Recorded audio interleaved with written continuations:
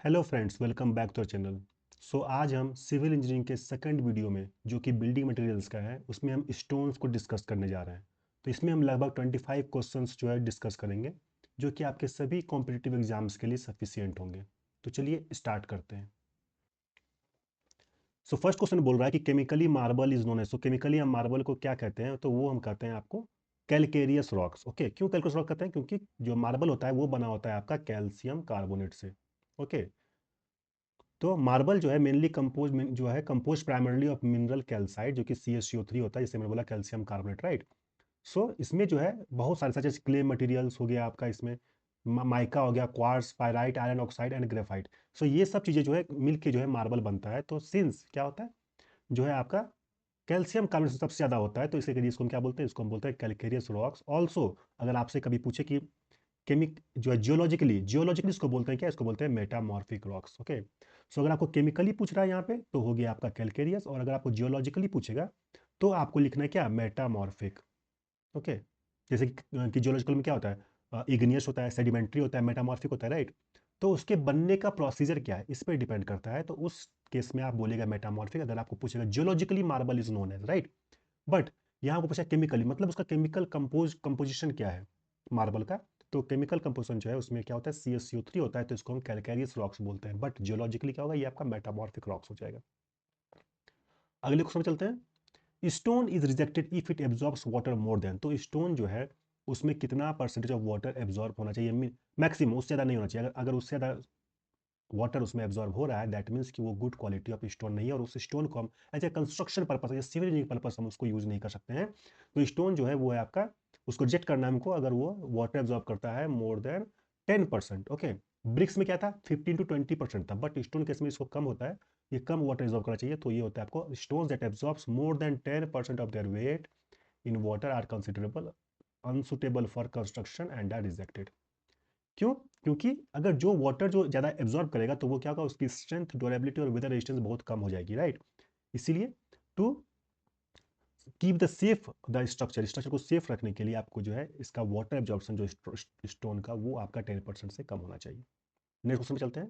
Next question बोल रहा है कि crushing strength of good building stone should be more than. तो बिल्डिंग स्टोन का जो क्रशिंग स्ट्रेंथ है वो कितना होना चाहिए? तो वो होना चाहिए आपका 1000 kg/cm², जिसको कि आप न्यूटन पर एम स्क्वायर में चेंज कीजिएगा तो आपका हो जाएगा 100 Nm/mm² होना चाहिए।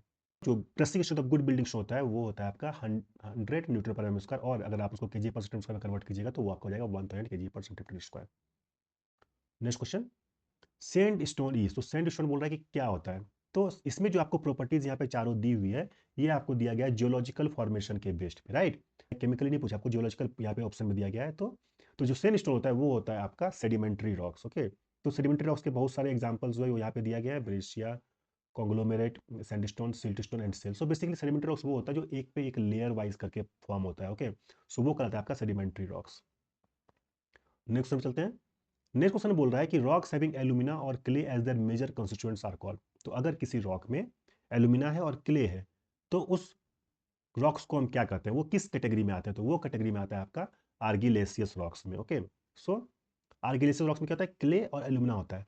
सिलिसियस में क्या होता है? अगर आपको सिलिसियस पूछ दे कहीं पे तो सिलिसियस रॉक्स में होता है सिलिका, जिसमें क्या होता है? Quartz and flint. तो सिलिका अगर किसी में प्रिंसिपल क्वांटिटी में है तो वो हो गया आपका क्या? Siliceous rocks. लेकिन अगर आपको एल्यूमिना और क्ले है तो वो हो गया आपका आर्गिलेसियस रॉक्स। तो यहाँ पे आपको पूछा है कि एल्यूमिना और क्ले अगर किसमें है तो वो आपका हो जाएगा आर्गिलेसियस रॉक्स में, राइट।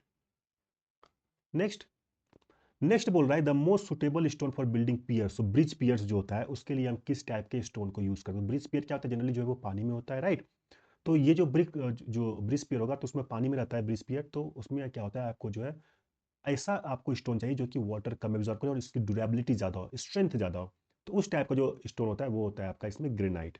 सो ग्रेनाइट जो है वो जनरली कहाँ होता है? वो आपको ब्रिज पियर एंड अबाटमेंट्स में यूज होता है। मार्बल आपका यूज होता है आपका ऑर्नामेंटल वर्क, मतलब कि कोई आपको डिजाइनिंग करना है, अच्छा दिखने वाला चाहिए, ऑर्नामेंटल वर्क चाहिए, वहाँ आपको मार्बल यूज करते हैं हम लोग, जनरली घरों में यूज करते हैं, राइट। सैंडस्टोन हम यूज करते हैं ashlar masonry and architectural works अगर जहाँ पर है वहाँ पर हम सैंडस्टोन यूज करते हैं।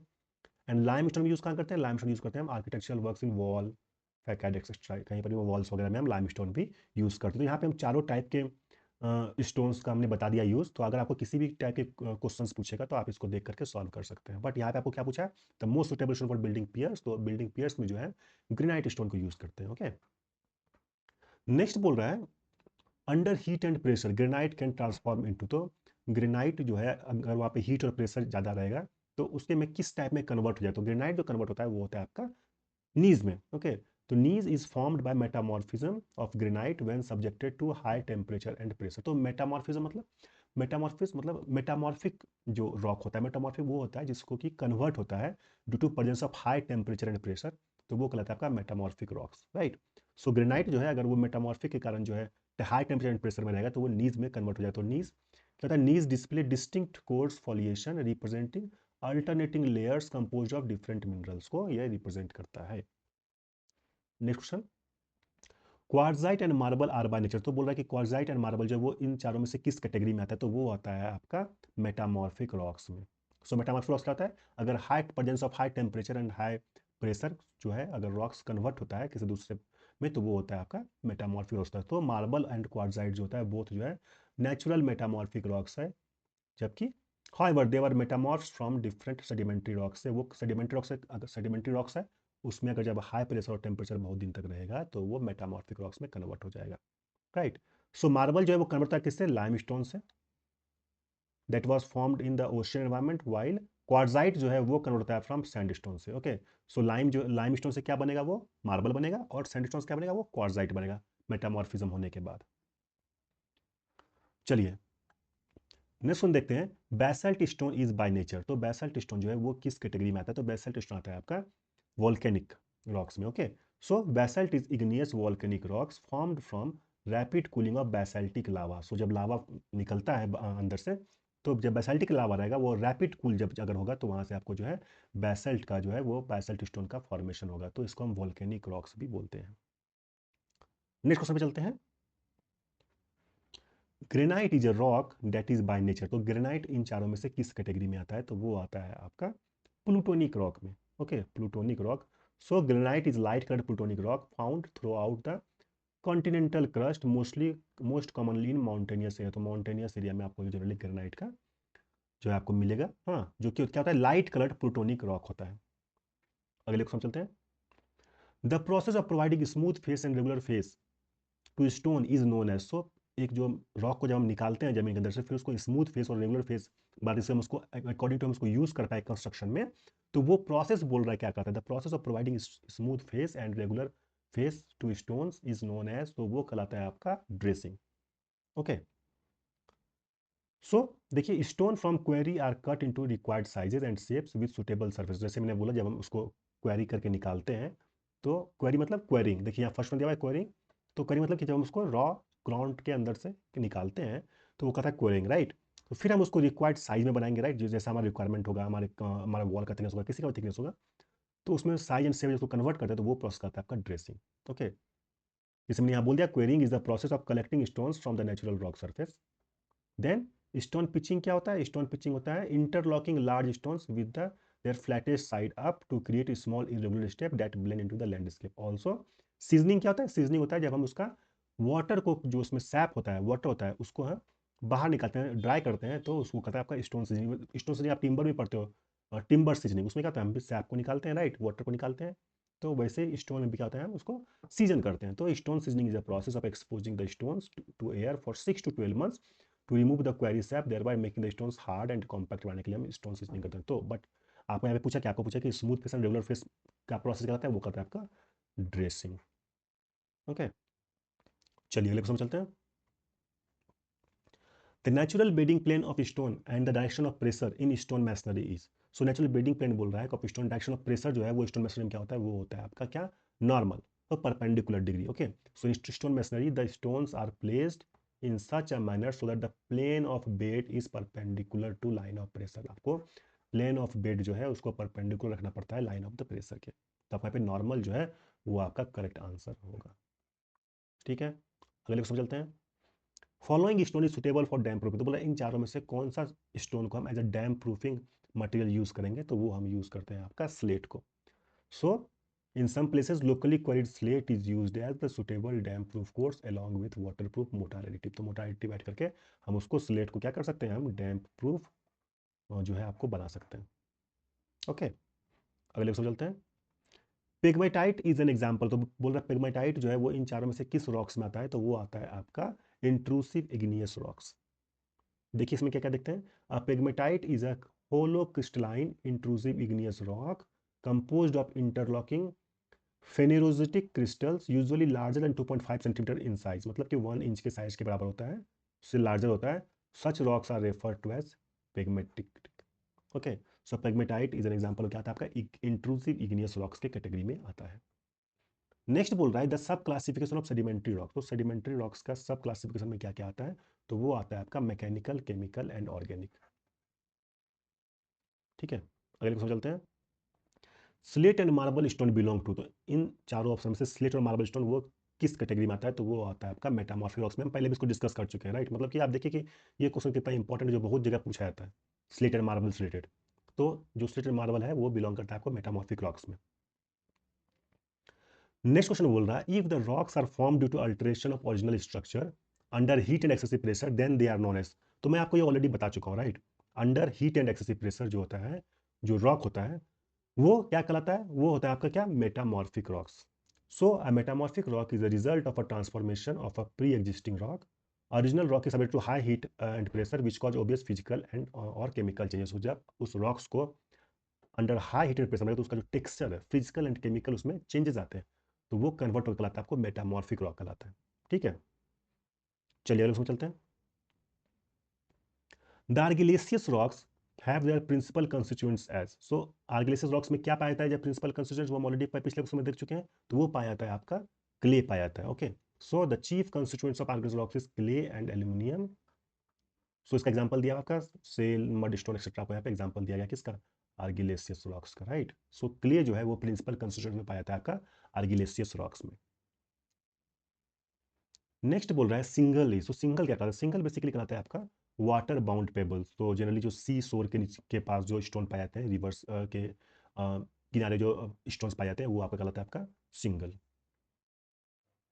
नेक्स्ट बोल रहा है the solidification of molten magma when it reaches the surface of earth results in the formation of, तो जो मोल्टन मैग्मा है, जो वॉल्केनो से निकला आपका मैग्मा, और जब वो सरफेस, अर्थ सरफेस पे पहुंचता है, तो वो किस टाइप का रॉक कहलाता है, वो कहलाता है आपका क्या, basalt and trap. Okay, so when molten magma or magma solidifies and crystallizes at or near the earth surface, वो कहता है igneous rocks होता है। तो basalt and trap जो है वो किसका कैटेगरी होगा, वो आपका हो गया igneous rocks के कैटेगरी में आएगा। ओके, सो और basalt and rock traps जो कि होता है formation of, due to formation of molten magma. चलिए अगले क्वेश्चन चलते हैं। Which of the following is the main composition of granite, तो बोल रहे हैं इसमें से ग्रेनाइट का मेन कंपोजिशन क्या है, तो ग्रेनाइट का जो मेन कंपोजिशन इसमें है वो है आपका quartz, feldspar and mica. Okay, so generally granite क्या, तो granite is a light coloured igneous rock, जो हम ऑलरेडी पहले बता चुके हैं आपको, with grains large enough to be visible with the unaided eyes. So कैसे बनता है, it forms from slow crystallisation of magma below earth surface. Generally यहाँ पर जो है आपको quartz and feldspar and minor amount of mica भी इसमें होता है, तो इसके कंपोजिशन से जो है आपका ग्रेनाइट बनता है। ओके, अगले क्वेश्चन चलते हैं। On which of the following factors the crushing strength of stone does not depend, तो बोल रहा है इन चारों में से किस में से क्रशिंग स्ट्रेंथ ऑफ स्टोन जो है वो डिपेंड नहीं करता है। ओके, तो वो होता है आपका क्या, वर्केबिलिटी। टेक्सचर स्पेसिफिसिटी रिप्रेजेंट करता है कि how compose compact your stone is, right. So जितना ज़्यादा कॉम्पैक्ट रहेगा उतना ज़्यादा ही जो है स्टोन का स्ट्रेंथ ज़्यादा होगा, राइट। तो उस पर आपका डिपेंड करेगा, बट वर्केबिलिटी पे crushing strength of the stone है वो डिपेंड नहीं करेगा। अगले क्वेश्चन चलते हैं। Which of the following could be the specific gravity of stone to be used as a building material, तो इसमें से बिल्डिंग मटेरियल में यूज करने वाला जो स्टोन है उसका स्पेसिफिक ग्रेविटी कितना होना चाहिए, तो वो होना चाहिए आपका 2.7।